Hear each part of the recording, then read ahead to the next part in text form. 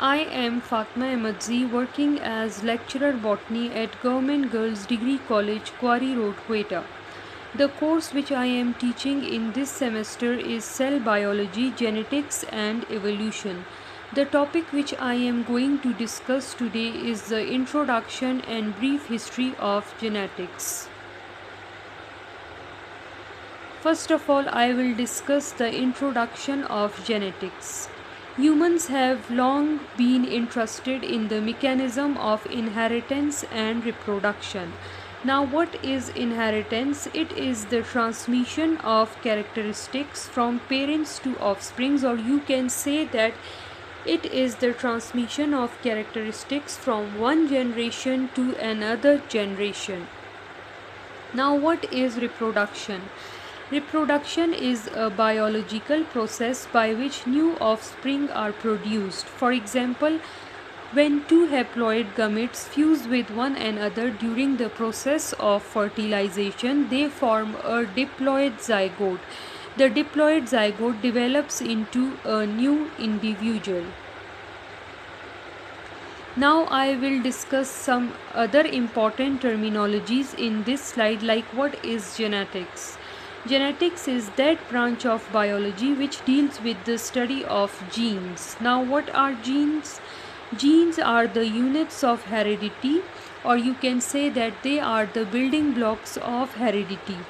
They are a sequence of nucleotides. Now what are nucleotides? We will discuss it after discussing the structure of DNA, or deoxyribose nucleic acid. Now what is heredity? Heredity is similar to inheritance. It is the transmission of characters from parents to offsprings, or you can say that it is the passing of genetic traits from parents to offspring. Trait mean characters. You can see in the diagram that in the center of the cell a spherical structure is present known as the nucleus, which controls the processes of the cell. Inside the nucleus, rod-shaped structures are present known as chromosomes. Inside the chromosomes, DNA and histone proteins are tightly packed and coiled. Now what is DNA? DNA stands for deoxyribonucleic acid. It is the heredity material present inside the nucleus of the cell. You can see that DNA has a double helical structure. The uprights of the DNA ladder are made up of phosphate group and pentose sugar, while the rungs are made up of nitrogenous bases. Now, what are nitrogenous bases? There are two types of nitrogenous bases, purines and pyrimidines. Purines are larger in size while pyrimidines are smaller in size. Purines are guanine and adenine. Pyrimidines are cytosine and thymine. You can see that in the diagram on the left side, the uprights of the DNA ladder are made up of phosphate group and pentose sugar, while the rungs are made up of these nitrogenous bases known as purines and pyrimidines. In the rungs, a purine is bonded with a pyrimidine with the help of hydrogen bonding. You can see that adenine, which is a purine, it is bonded with thymine, which is a pyrimidine, and they are bonded with the help of a double hydrogen bond. While guanine, which is a purine, is bonded with cytosine, which is a pyrimidine, with the help of a triple hydrogen bond. So between adenine and thymine, double hydrogen bond is present, and between guanine and cytosine, triple hydrogen bond is present. And adenine is always bonded with thymine and guanine is always bonded with cytosine.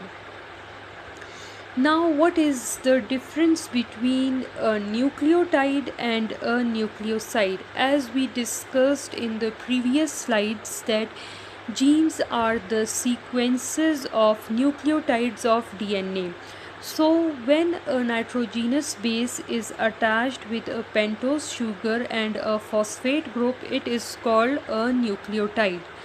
And when a nitrogenous base is attached with a pentose sugar, it is called a nucleoside.